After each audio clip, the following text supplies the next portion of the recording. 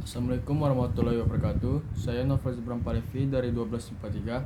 Di sini saya akan membawakan makalah saya tentang pengaruh kemajuan iptek terhadap NKRI. Di sini saya akan membawakan isi materi pembelajarannya. Yang pertama ialah pengaruh positif dan negatif kemajuan iptek terhadap NKRI. Sebelum kita mencari tahu pengaruh positif dan negatif, kita harus tahu dulu apa itu pengertian iptek. Iptek adalah singkatan dari ilmu pengetahuan dan teknologi, yaitu suatu sumber informasi yang dapat meningkatkan pengetahuan ataupun wawasan seseorang di bidang teknologi. Dapat juga dikatakan, definisi iptek ialah merupakan segala sesuatu yang berhubungan dengan teknologi, baik itu penemuan yang terbaru, yang bersangkutan dengan teknologi ataupun perkembangan di bidang teknologi itu sendiri. Eksistensi iptek dalam suatu masyarakat merupakan kekayaan budaya yang sangat penting, bukan hanya bagi masyarakat yang bersangkutan, melainkan untuk seluruh umat manusia. Kemajuan iptek sangat ditentukan oleh keberadaan kebudayaan yang menghidupkan dan mendukung semangat untuk mengeksplorasi dunia yang belum kita ketahui. Inilah yang sering disebut melakukan penelitian atau riset. Meskipun banyak memberikan manfaat dan dampak positif terhadap kehidupan masyarakat, namun kita juga tidak bisa menipu diri akan kenyataan bahwa iptek memiliki dampak negatif bagi masyarakat. Beberapa dampak negatif dari pengembangan iptek ialah sifat konsumtif sebagai akibat kompetisi yang ketat pada era globalisasi. Hal ini akan melahirkan generasi yang secara moral mengalami kemerosotan seperti konsumtif, boros, dan memiliki jalan pintas yang bermental instan. Selain itu, dampak negatif dari pengembangan iptek ialah kenakalan dan tindak menyimpang di kalangan remaja yang semakin meningkat, seperti perkelahian, coret-coret, pelanggaran lalu lintas sampai tindak kejahatan. Di samping itu juga semakin lemahnya kewibawaan tradisi yang ada di masyarakat, seperti gotong royong dan tolong menolong, telah melemahkan kekuatan yang sentripetal yang berperan penting dalam menciptakan kesatuan sosial. Oleh karena itu, kita harus melakukan evaluasi diri secara jujur, objektif, dan terbuka terhadap apa yang telah kita lakukan selama ini. Sekarang adalah waktu yang sangat tepat untuk melakukannya sebelum kita terlambat dalam menghadapi era global. Setelah itu saya akan membawakan tentang pengaruh positif kemajuan iptek. Yang pertama, pengaruh positif kemajuan iptek dalam bidang politik. Yang pertama ialah timbulnya kelas menengah baru. Pertumbuhan teknologi dan ekonomi di wawasan ini akan mendorong munculnya kelas menengah baru. Kemampuan, keterampilan, serta gaya hidup mereka sudah tidak banyak berbeda dengan kelas menengah di negara-negara barat. Dapat diramalkan, kelas menengah baru ini akan menjadi pelopor untuk menuntut kebebasan politik dan kebebasan berpendapat yang besar. Yang kedua, proses regenerasi kepemimpinan. Sudah jarang untuk pelarian generasi kepemimpinan ini akan berdampak dalam gaya dan substansi politik yang diterapkan. Nafas kebebasan dan persamaan semakin kental. Yang ketiga ialah di bidang politik nasional juga terdapat cenderung tumbuh regionalisme. Kemajuan di bidang teknologi komunikasi telah menghasilkan kesadaran regionalisme. Meningkatnya kesadaran itu akan terwujud dalam bidang kerjasama ekonomi, sehingga regionalisme akan melahirkan kekuatan ekonomi baru. Yang kedua, di bidang sosial dan budaya. Kalau bidang sosialnya ialah mudahnya berkomunikasi dengan orang-orang yang jarak jauh. Yang kedua, waktu dan biaya lebih efisien. Yang ketiga, mempermudah mencari informasi yang ingin kita ketahui serta menambah wawasan dan pengetahuan. Yang keempat, sosialisasi kebijakan pemerintah dapat lebih cepat disampaikan kepada masyarakat. Yang kelima, informasi yang ada di masyarakat dapat langsung dipublikasikan dan diterima oleh masyarakat. Yang di bidang budayanya ialah kita dapat mengetahui budaya-budaya yang ada di negara lain. Yang kedua, teknologi yang ada dapat dikolaborasikan dengan budaya-budaya yang ada. Yang ketiga, dapat men-share budaya yang ada di negara masing-masing. Tekanan kompetisi yang tajam berbagai aspek kehidupan sebagai konsekuensi globalisasi akan melahirkan generasi yang disiplin, tekun, dan bekerja keras.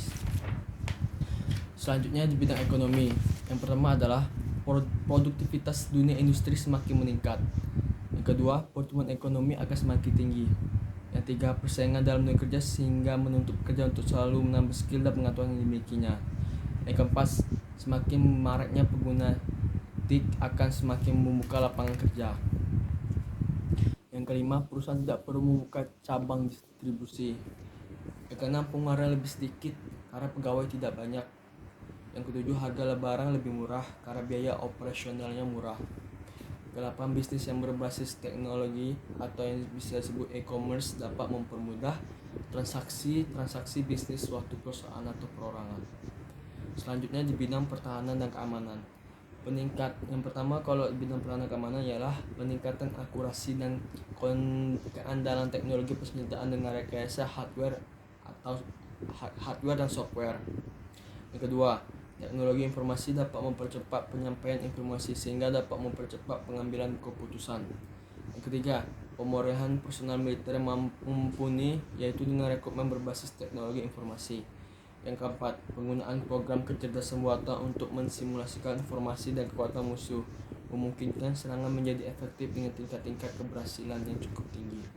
Yang kelima, mencegah terjadinya serangan-serangan dari pihak-pihak yang memecah kesatuan Indonesia dan memecah belah yang menjadi perbedaan dalam kehidupan bernegara dengan media informasi, contohnya internet. Setelah kita mengetahui pengaruh positif dari kemajuan iptek, kita akan mengetahui yaitu pengaruh negatif kemajuan iptek. Yang pertama dalam bidang politik. Pengaruh negatifnya ialah penggunaan persenjataan canggih untuk menyerang pihak lain demi kekuasaan dan kekayaan. Yang kedua, terorisme semakin merajalela. Yang ketiga, kurangnya privasi suatu negara akibat kerahasiaan yang tidak terjamin dengan semakin canggihnya alat-alat pendeteksi. Yang kedua, bidang sosial dan budaya. Bidang sosial, maraknya perilaku menyimpang yang terjadi di kalangan masyarakat pada umumnya dan khususnya remaja. Timbullah kejahatan publik. Yang ketiga, manusia menjadi malas, kurangnya interaksi langsung antar manusia karena mereka lebih senang mengutarakan pembicaraan melalui dunia maya atau jaring sosial. Dalam bidang budaya ialah budaya yang ada bisa diklaim oleh negara lain, dapat merubah yang telah ada karena perkembangan iptek yang cukup pesat. Yang ketiga, kehilangannya jati diri budaya yang ada negara tersebut, hilangnya semangat nasionalisme. Yang ketiga ialah bidang ekonomi.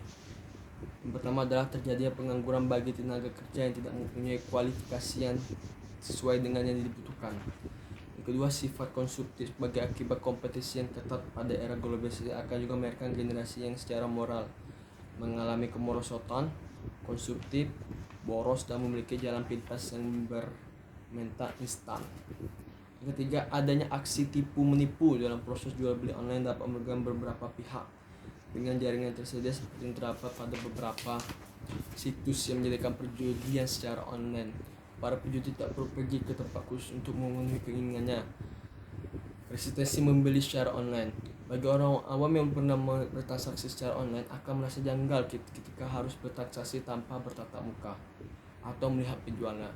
Belum lagi ketakutan bila pembayaran tak terkirim atau tak diterima, atau barang tak dikirim atau bahkan barang dikirim tetapi tak diterima. Yang keempat ialah dalam bidang pertahanan dan keamanan.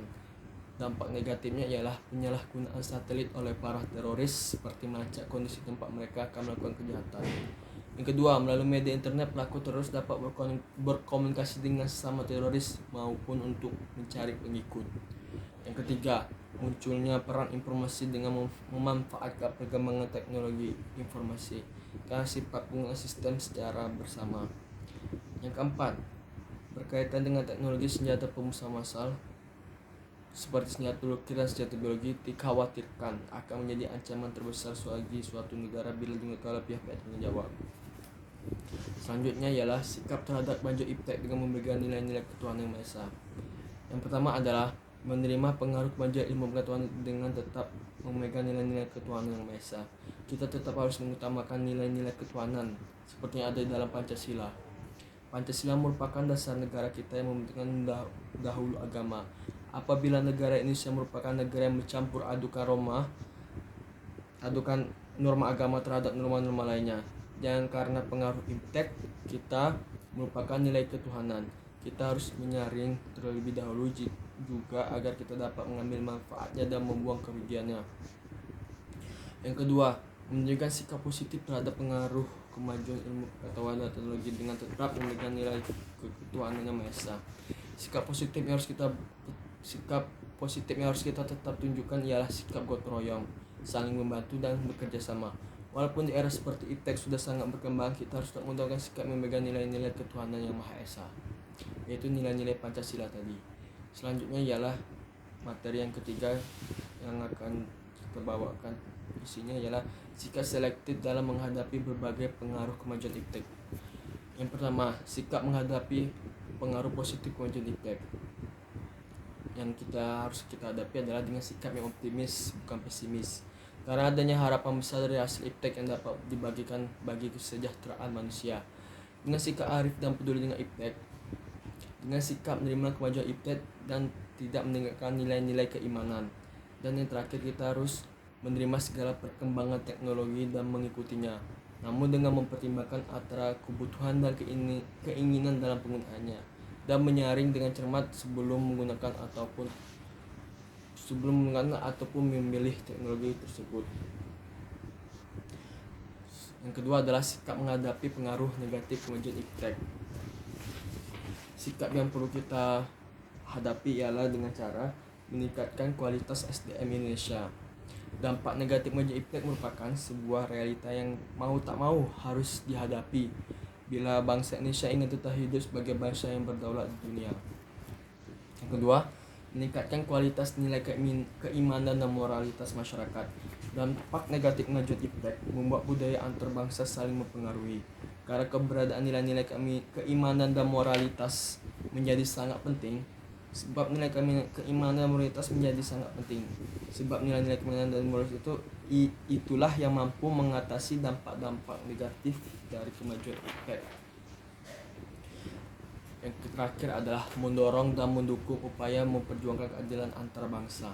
Salah satu dampak negatif kemajuan IPTEK adalah saling berkaitannya antara satu negara dengan lainnya, baik dalam bentuk kerjasama ataupun persaingan. Jadi kita harus tetap mendorong dan mendukung upaya memperjuangkan keadilan antar bangsa, yaitu dengan cara kita harus berdamai dengan sesama bangsa lain. Baiklah, itu saja yang saya sampaikan tentang materi pembelajaran tentang pengaruh kemajuan IPTEK terhadap NKRI.